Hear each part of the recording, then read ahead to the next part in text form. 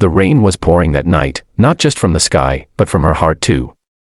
Emilia stood in the airport lounge of Munich International, staring at the boarding screen like it was a countdown to a life she wasn't sure she wanted. She was 27, beautiful, fiercely intelligent, the daughter of one of Germany's wealthiest industrialists, but utterly lost inside. Her father's sudden death had left her not only the heiress of a massive fortune but also a prisoner inside a world she didn't choose. She had always dreamed of living quietly, far away from the cameras, the headlines, and the people who smiled at her for her last name, not her soul, but tonight, something inside her broke. She booked a one-way flight to New York, no security detail, no chauffeur, no announcement. Just her suitcase, and her heart, desperate to breathe again. When she landed in the U.S., exhaustion clung to her like fog. The world outside the airport buzzed with chaos, honking taxis, flashing lights, shouts. She didn't know where to go. That's when fate, or maybe something greater, intervened. A little boy ran across her path, holding a half-melted chocolate bar, laughing wildly, and almost colliding into her. Max. Stop running, a man's voice shouted behind him. Emilia looked up, and for a moment, the noise faded. The man was tall, early 30s maybe, with messy brown hair and tired eyes that carried stories. His clothes were simple, worn jeans, a gray hoodie, and paint stains on his hands. He looked like someone who worked hard, really hard, every day just to stay afloat. He gently took the boy's hand, apologizing quickly. I'm so sorry, he's excited.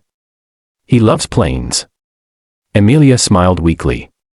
No harm done. The little boy grinned at her. You talk funny, he said with innocent curiosity. Max, the man warned softly. Embarrassed, Emilia laughed, the first real laugh in months. That's because I'm from Germany. The man nodded. Ah, that explains it. She tilted her head slightly, studying him. You understood that. And then, the moment that would change both their lives, he replied quietly, in perfect, fluent German, his voice low but steady. Ich verstehe jedes Wort, das du gesagt hast. I understand every word you said. Emilia froze. Her breath caught in her throat. The words echoed inside her chest like a song she hadn't heard in years. From that moment on, her life began to intertwine with his. His name was Daniel. He was 35, a single dad raising his 6-year-old son, Max, after his wife died of cancer 3 years earlier. He worked as a carpenter in a small town upstate, building furniture by day and reading bedtime stories by night. Life hadn't been easy for him, but he'd made peace with simplicity. He didn't have much, but everything he did have, he loved fiercely. When he met Emilia again, purely by chance, 2 days later, in a local coffee shop, it didn't feel like chance at all. She had found a small inn nearby and had planned to stay just long enough to figure out her next step. He was sitting by the window, sketching designs, when Max spotted her first. Dad. It's the airport lady. Daniel turned, smiling despite himself. You again. Seems fate's got a sense of humor, she replied. They sat together for coffee that turned into lunch, and then into long walks by the riverside.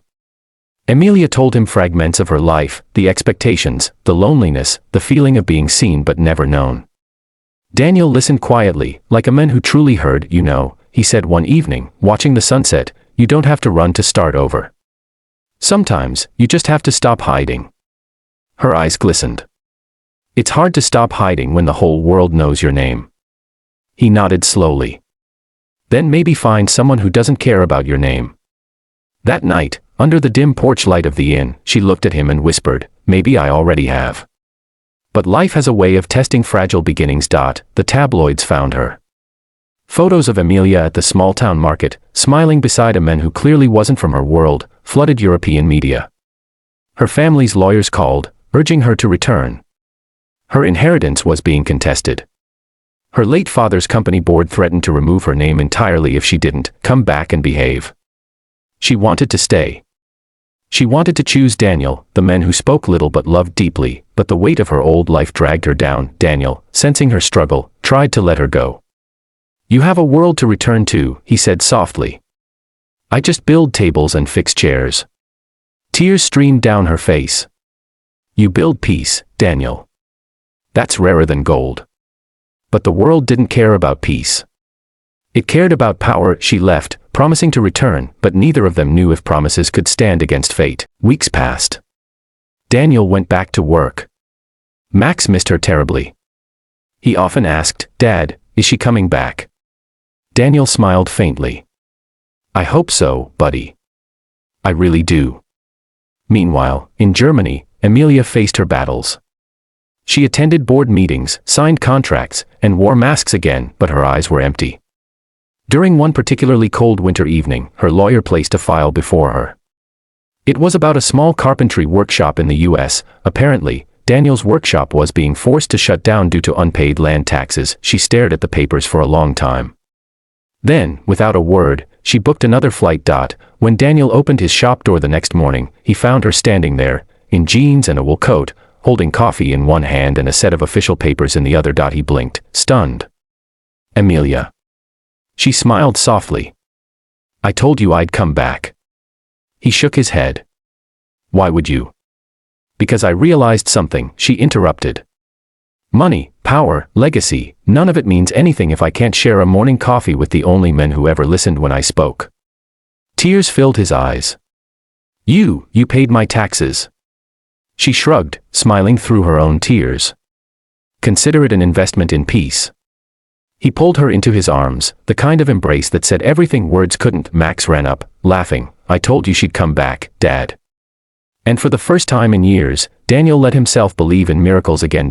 Months later, Emilia still lived in that small town, no titles, no cameras, just a woman learning what real life felt like.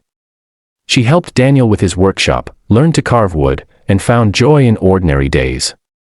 People still whispered sometimes about the German heiress and the carpenter, but she no longer cared. One evening, as they sat by the fire, Max sleeping beside them, Emilia looked at Daniel and said quietly, "Do you remember what you said at the airport?" He smiled, brushing a strand of hair from her face. "Ich verstehe jedes Wort, das du gesagt hast." She smiled back, tears in her eyes. "Then maybe one day, you'll understand every word my heart says too." He kissed her forehead. "I already do." And outside, under the wide, quiet sky, two broken souls who once ran from the world finally found the courage to stay. The story of the heiress and the carpenter spread through their town like a whispered legend, not because it was grand, but because it was real.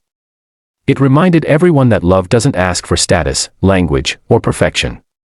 It only asks for two hearts willing to listen, and that's how a single dad's gentle reply, "I understand every word you said," became the start of a love story that neither of them had ever believed possible.